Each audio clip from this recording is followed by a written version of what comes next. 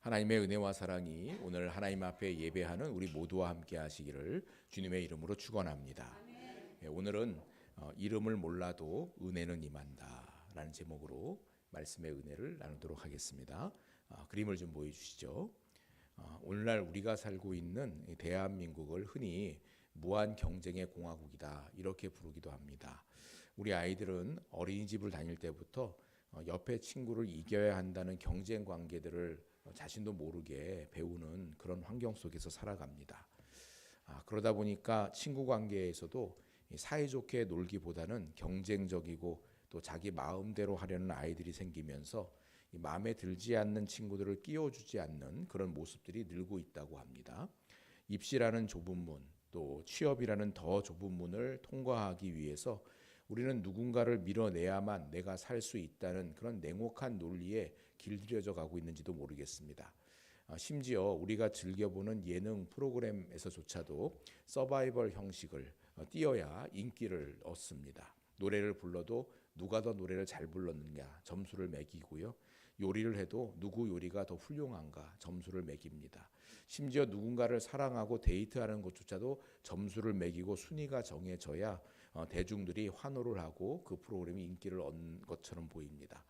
누군가의 탈락이 나의 승리가 되고 누군가의 눈물이 나의 기쁨이 되는 이 구조는 우리 사회의 매우 보편적인 풍경처럼 그렇게 되어버린 것 같습니다. 그림을 좀 보여주시죠.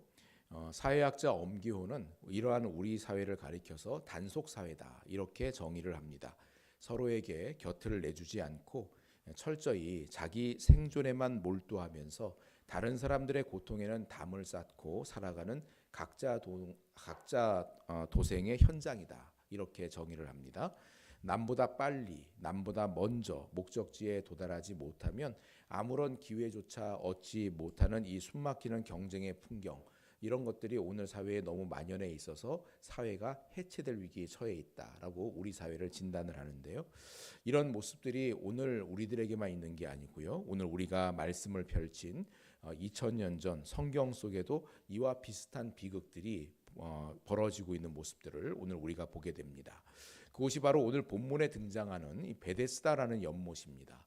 베데스다는 히브리 말로 자비의 집이라는 뜻인데 아주 좋은 이름 아닙니까? 자비의 집. 한데 이 이름과 달리 이곳은 실제로는 1등만 살아남는 비정한 규칙이 지배하는 절망의 집이라는 것들을 금방 우리는 알게 됩니다. 물이 움직일 때 가장 먼저 뛰어드는 단 한 사람만 치유를 받는다라는 이 잔인한 경쟁의 연못 이야기를 우리들이 오늘 함께 살펴보려고 합니다. 오늘 말씀은 이 베데스다의 풍경을 아주 세밀하게 묘사를 합니다. 우리 1절로 3절까지를 같이 읽어보겠습니다. 그 후에 유대인의 명절이 되어 예수께서 예루살렘에 올라가시니라.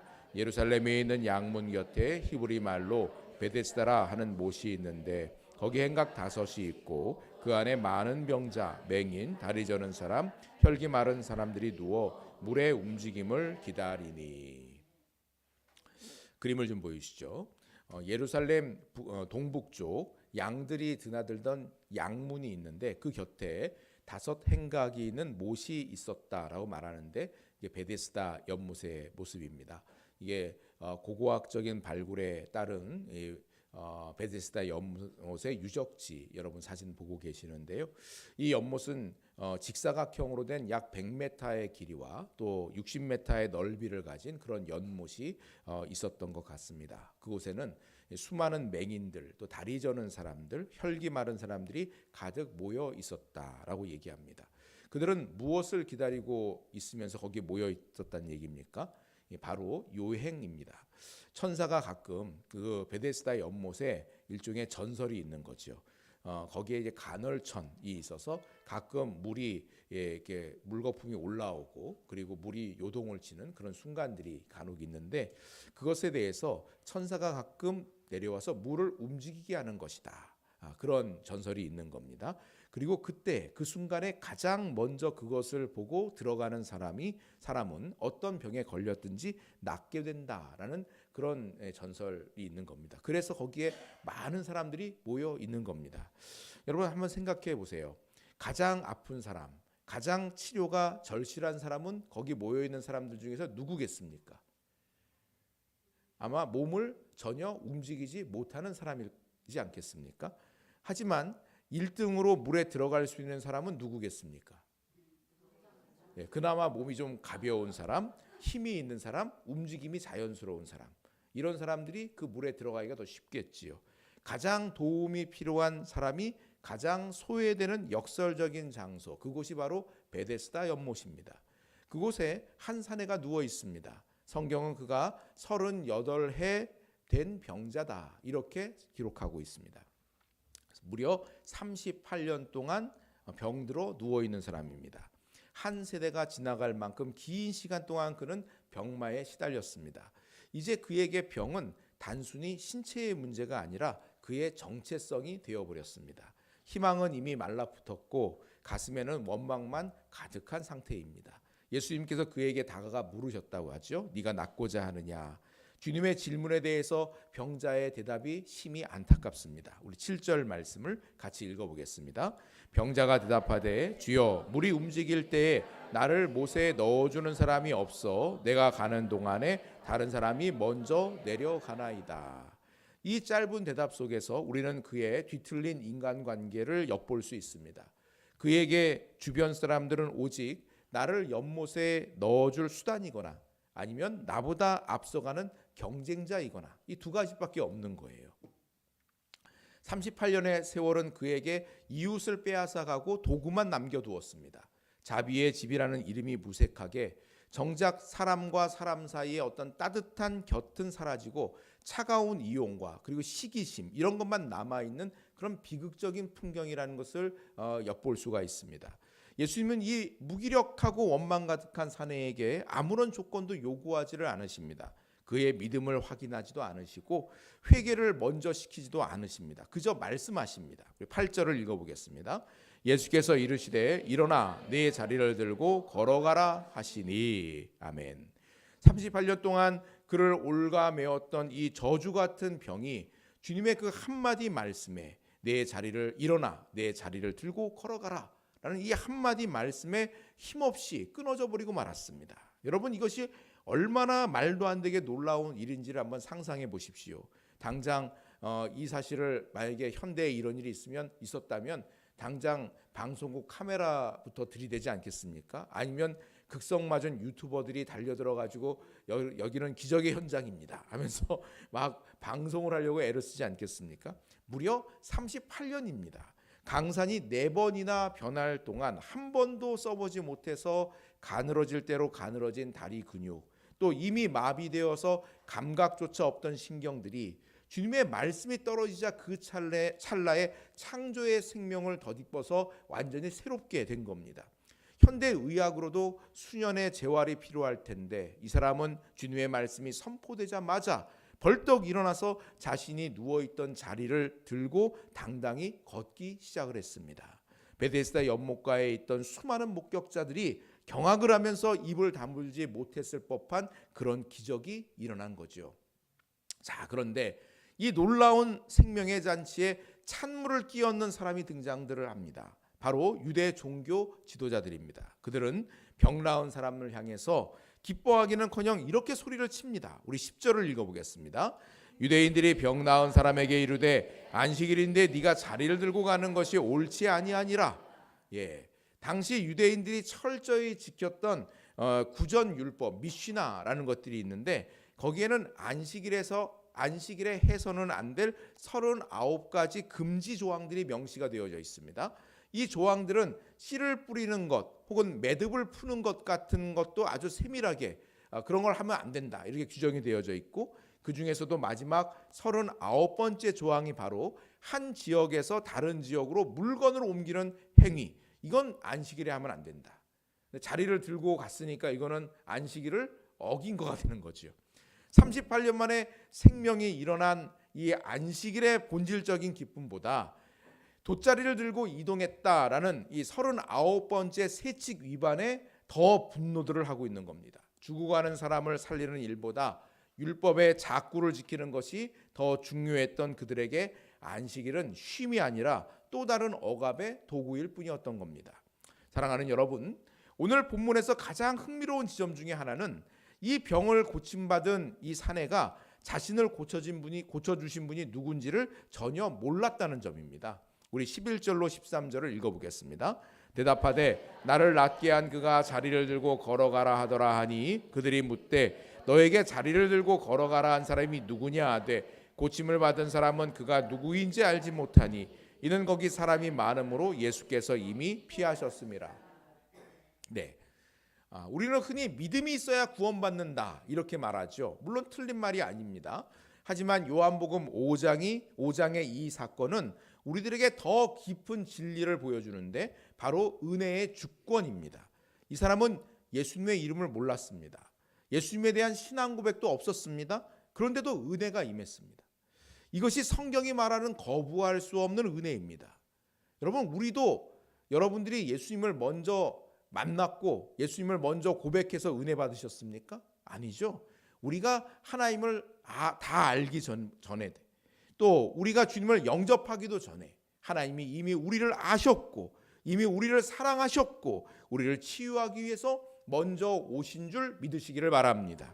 자, 그런데 이후에 일어나는 사건들은 우리를 조금 당황스럽게 합니다.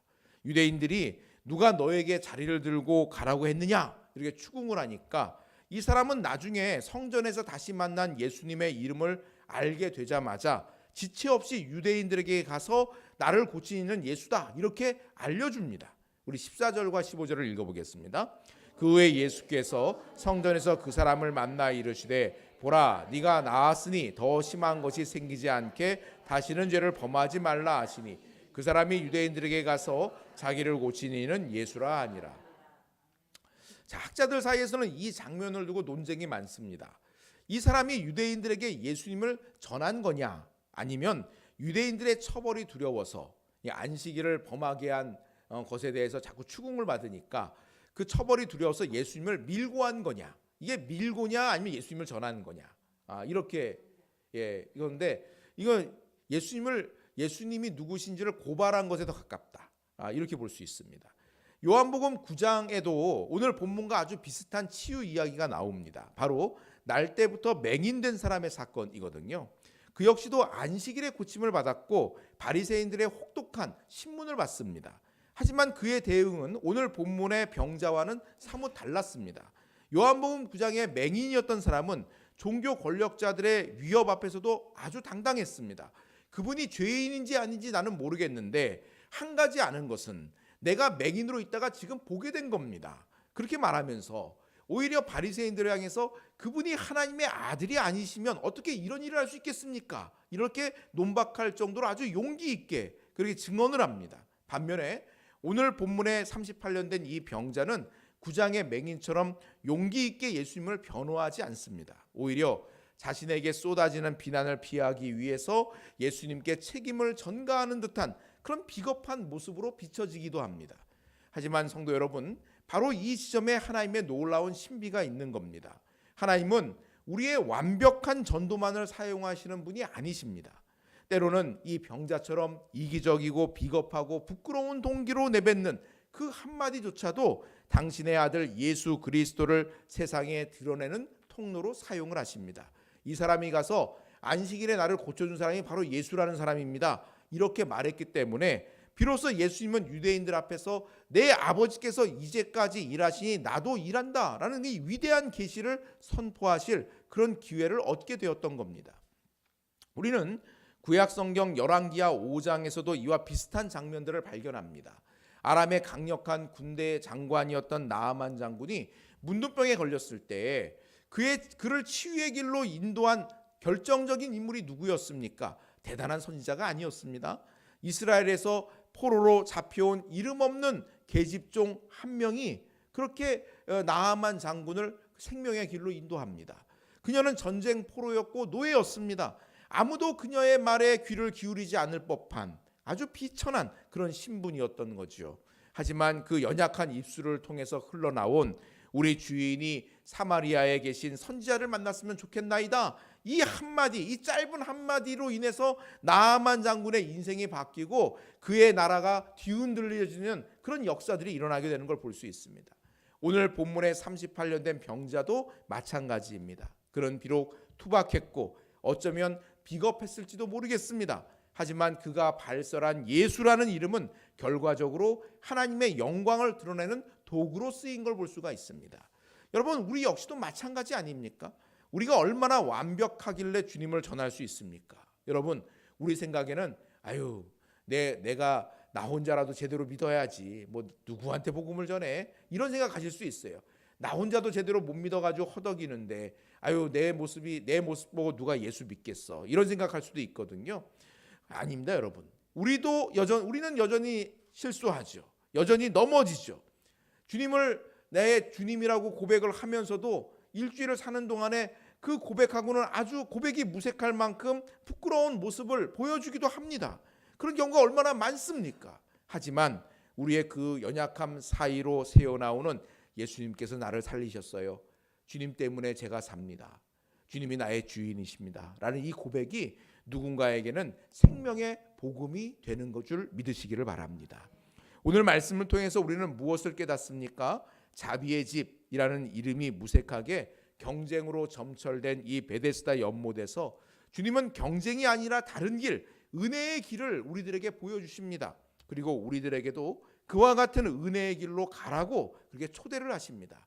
경쟁하는 삶을 끝낸다는 것은 결코 세상을 등지고 산으로 들어가라는 그런 뜻이 아닙니다. 그것은 우리의 삶 속에서 시선의 방향을 바꾸는 것을 의미합니다. 우선 첫째로 연못이 아니라 말씀에 반응하는 삶을 살라고 부르시는 겁니다. 베데스다 연못에 있는 사람, 거기 모여 있는 사람들 하루 종일 뭐만 쳐다보고 있을까요? 연못만 쳐다보고 있는 거죠. 언제 물이 움직일까?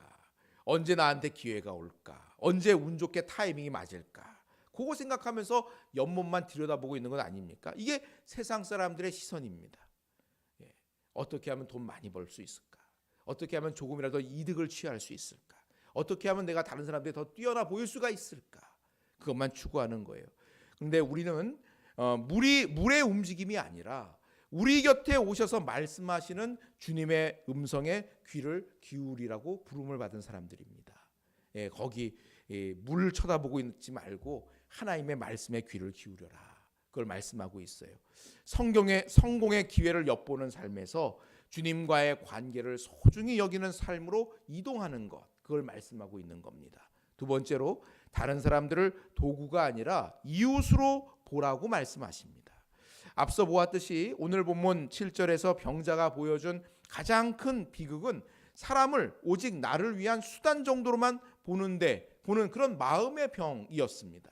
그래서 나를 이 사람이 도와줘서 저 못에 들어가게 할 사람인가, 아니면 나하고 경쟁하는 사람인가, 이런만 보는 거예요. 하지만 예수님은 그가 1등을 해서가 아니라 아무도 도와주지 않는 그 절망의 현장에 직접 찾아오셔서 그를 고쳐주셨습니다. 이 조건 없는 은혜를 경험한 사람, 사실 저와 여러분도 이 조건 없는 은혜를 경험하고 하나님의 자녀가 된 사람들 아닙니까? 이러면 이제 더 이상 남을 짓밟고 일어서야 할 경쟁자로 보거나 나를 위해 이용해야 될 도구로 볼 필요가 없다 말씀하고 있는 겁니다. 주님께서 나에게 그러하셨듯이 우리도 다른 사람의 고통에 나의 마음과 시간들을 내어 놓는 겁니다. 사회학자 엄기호가 그의 책 단속사회에서요, 이것을 곁을 내어주는 삶이다, 이렇게 정의를 합니다. 이것은 다른 사람들을 나를 위한, 내 이익을 위한 도구나 경쟁 상대로 단절시키지 말고 그 존재가 머물 수 있는 그런 따뜻한 곁을 기꺼이 허락하는 그런 삶으로 나아가야 된다. 그런 사회 구조를 만들어야 된다. 이걸 이야기하고 있거든요. 주님이 자격 없는 우리에게 먼저 다가와서 공간을 내어주셨던 것처럼 우리 또한 이웃의 아픔 속에 머물 그런 공간을 만들어주는 것, 그것이 은혜를 입은 자의 마땅한 반응이자 태도다라는 것들을 오늘 본문은 우리들에게 말씀합니다. 여러분 한번 잘 생각해 보세요. 여러분 주변에 내 곁이 필요한 사람이 누군가, 내가 잠시 그에게 마음의 쉼을 얻을 수 있도록 곁을 내줘야 될 사람은 누구겠는가? 가서 거창하게 위로의 말 하지 않아도 돼요. 가서 이렇게 큰 도움을 베풀 것처럼 지갑을 열지 않아도 상관없어요. 나한테 그런 거 없는데 내가 어떻게 그 사람을 도울 수 있을까? 그런 걱정하는 거 하지 마시고요. 내 도움이 내 곁에 우리 주변에 그런 위로와 안식이 필요한 사람이 누가 있는가? 가서 손 한 번 잡아주시고 잠시 그 곁에서 그 이야기를 들어주시고 위에서 기도해 주시고 하는 것만으로도 충분한 것이 되는 겁니다. 그래서 나와 마주하는 사람들, 이 사람 내가 어떻게 이 사람을 수단으로 어떻게 내가 더 앞서갈 수 있을까? 혹은 이 사람하고 내가 경쟁해야 되는 사람인가? 그런 관계 말고 곁을 내어주는 관계, 곁을 지켜줄 수 있는 관계, 손 한번 잡아줄 수 있는 관계, 그런 관계들을 자꾸 만들어 가라고 주님께서 우리를 부르시는 겁니다. 그리고 세 번째로 하나님과의 관계 안에서 온전해지는 삶을 추구하라고 말씀합니다. 예수님은 성전에 다시 찾아오셔가지고 이 치유된 사내를 다시 만나주시면서 말씀하셨죠. 우리 14절을 다시 한번 읽어보겠습니다. 그 후에 예수께서 성전에서 그 사람을 만나 이르시되 보라 네가 나았으니 더 심한 것이 생기지 않게 다시는 죄를 범하지 말라 하시니. 아멘. 여기서 더 심한 것이 생기지 않게, 더 심한 것은 단순히 병이 재발하는 것을 의미하지 않습니다.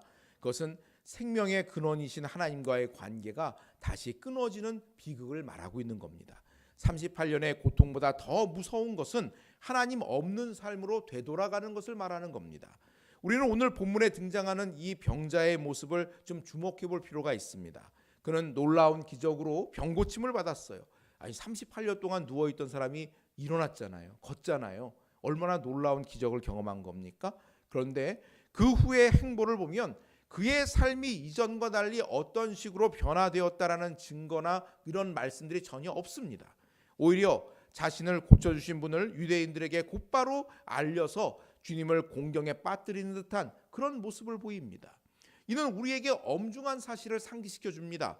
육체적인 치유 그 자체가 곧 영적인 치유나 인격의 변화를 보장해 주는 것은 아니구나라는 점이에요. 우리가 인생의 큰 역경을 벗어났다고 해서 반드시 더 경건해진다거나 더 나은 삶을 살게 되는 게 아니라는 얘기입니다. 실제로도 큰 은혜를 입어서 큰 병을 치유를 받고도 나중에 예수님 모른다라고 말하는 사람들이 있습니다. 예수님의 경고는 바로 이 지점을 향하고 있습니다. 은혜를 입고도 여전히 옛 삶의 방식들, 하나님 없는 자기 중심적인 경쟁과 죄의 굴레에 머물러 있어서는 안 된다라는 것을 말하는 겁니다. 예수님께 큰 은혜를 입었음에도 불구하고 주님의 예수 그리스도 중심의 삶이 아니라 여전히 나 중심의 삶을 살아서는 안 된다라는 것들을 경고하고 있는 말씀인 겁니다. 다시는 그 어두운 자리로 돌아가서 생명의 근원을 스스로 끊어버리는 이런 비극에 빠지지 말라는 그런 사랑의 권고인 겁니다. 사랑하는 성도 여러분, 말씀을 맺겠습니다. 우리는 모두 베데스다 연못가에서 1등을 꿈꾸면서 누워있던 38년 된 병자와도 같은 사람들입니다. 우리를 연못에 넣어줄 사람도 없었고 우리 스스로 일어날 힘도 없습니다. 그런데 이 주님께서 먼저 우리를 찾아오셨습니다. 우리가 그분의 이름을 다 알기도 전에, 우리가 그분을 영접하기도 전에 주님께서 우리를 고치셨고 우리를 살리셨습니다. 할렐루야. 이제 일어나 자리를 들고 가라 라고 명하십니다. 여전히 세상은 우리들에게 안식일에 돗자리를 들고 가는 것이 옳으냐 말하면서 율법과 경쟁의 잣대를 들이댈 겁니다. 그런데 그것 때문에 두려워하지 말라는 겁니다. 비록 우리의 모습이 여전히 부끄럽고 투박할지라도 우리를 살리신 분은 이 세상의 시스템이나 운이 아니라 바로 예수 그리스도이라는 것을 담대히 고백하며 힘써 살라 말씀하십니다. 우리의 가정과 일터에서 그리고 우리가 몸담고 있는 이 마을 한복판에서 나를 살리신 분이 바로 예수님이시다. 주님이 나의 주인이시다. 이 고백을 말하는 그런 행복한 증언자들이 다 될 수 있기를 주님의 이름으로 축원합니다. 아멘. 기도하겠습니다. 말씀을 기억